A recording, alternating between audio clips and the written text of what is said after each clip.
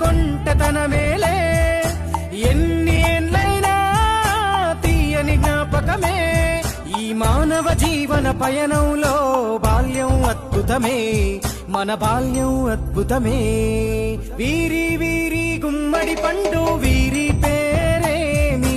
తాగుడు మూతలు దండాకోర్ వీరి పేరేమి